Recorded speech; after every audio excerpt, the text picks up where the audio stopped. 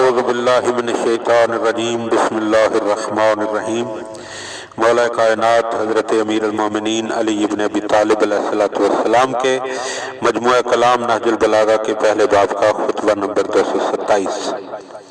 بے شک اللہ کا خوف ہدایت کی کلید اور آخرت کا ذخیرہ ہے، ہر غلامی سے آزادی، ہر تباہی سے رہائی کا باعث ہے۔ اس کے ذریعے طلبگار منزل مقصود تک پہنچتا ہے اور بھاگنے والا نجات پاتا ہے اور مطلوبہ چیزوں تک پہنچ جاتا ہے۔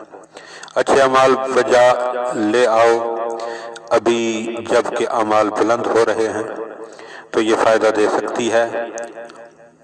پکار سنی جا رہی ہے، حالات پر سکون اور کرامن کاتبین کے قلم رواں ہیں۔ ذوف و پیری کی طرف پلٹانے والی عمر، زنجیر پا بن جانے والے مرد اور جھپٹ لینے والی موت سے پہلے اعمال کی طرف جلدی کرو، کیونکہ موت تمہاری لذتوں کو تباہ کرنے والی، خواہشات کو مقدر بنانے والی اور تمہاری منزلوں کو دور کر دینے والی ہے۔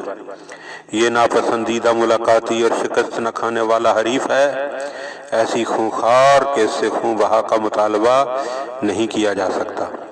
اس کے پھندے تمہیں جھکڑے ہوئے ہیں اور اس کی تباہ کاریاں تمہیں گھیرے ہوئے ہیں، اور اس کے تیروں کے پھل تمہیں سیدھا نشانہ بنائے ہوئے ہیں، اور تم پر اس کا غلبہ و تسلط عظیم، اور تم پر اس کا ظلم و تعدی برابر جاری ہے، اور اس کے وار کے خالی جانے کا امکان کم ہے۔ قریب ہے کہ صحاب مرگ کی تیرگیاں، مرد الموت کے لو کے جان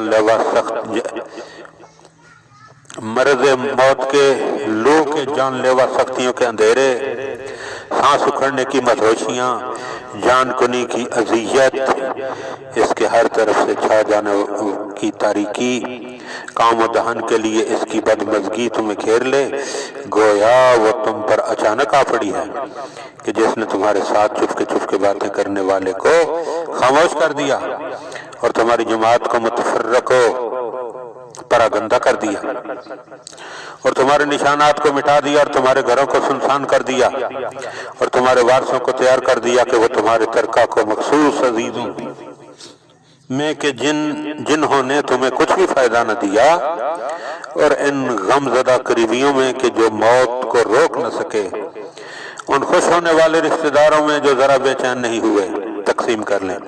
لہذا تمہیں لازم ہے کہ تم سعی و کوشش کرو اور سفر آخرت کے لیے تیار ہو جاؤ، اور سر و سامان مہیا کرو اور زاد راہ مہیا کرو، کر لینے والی منزل سے زاد فراہم کر لو۔ دنیا تمہیں فریب نہ دے جس طرح تم سے پہلے گزر جانے والی امتوں اور گزشتہ لوگوں کو فریب دیا، کہ جنہوں نے اس دنیا کا دودھ دوہا اور اس کی غفلت سے فائدہ اٹھا لے گئے، اور اس کے گنے چنے دنوں کو فنا اور تازگیوں کو کوئی مردہ کر دیا۔ ان کے گھروں نے قبروں کی صورت اختیار کر لی، ان کا مال ترکہ بن گیا۔ جو ان کی قبروں پر آتا ہے اسے پہچانتے نہیں، جو انہیں روتا ہے اس کی پرواہ نہیں کرتے، جو پکارے اسے جواب نہیں دیتے۔ اس دنیا سے ڈرو کہ یہ غدار، دھوکہ باز اور فریبکار ہے، دینے والی اور پھر لے لینے والی ہے، لباس پہنانے والی اور پھر اتروا لینے والی ہے۔ اس کی آسائشیں ہمیشہ نہیں رہتی، نہ اس کی سختیاں ختم ہوتی ہیں اور نہ اس کی مصیبتیں تھمتی ہیں۔ اس خطبہ کا یہ حصہ زاہدوں کے اوصاف میں ہے۔ زاہد وہ ایسے لوگ تھے کہ جو اہل دنیا سے تھے مگر حقیقتاً دنیا والے نہ تھے۔ وہ دنیا میں اس طرح رہے کہ دنیا سے نہ ہوں۔ ان کا عمل ان چیزوں پر ہے جنہیں خوب جانے پہچانے ہوئے ہیں، اور جس چیز سے خائف ہیں اس سے بچنے کے لیے جلدی کرتے ہیں۔ ان کے جسم گویا اہل آخرت کے مجمع میں گردش کر رہے ہیں، اور اہل دنیا کو دیکھتے ہیں کہ وہ ان کی جسمانی موت کو بڑی اہمیت دیتے ہیں، اور ان اشخاص کے حال کو زیادہ اندھوناک سمجھتے ہیں جو زندہ ہیں مگر ان کے دل مردہ ہیں۔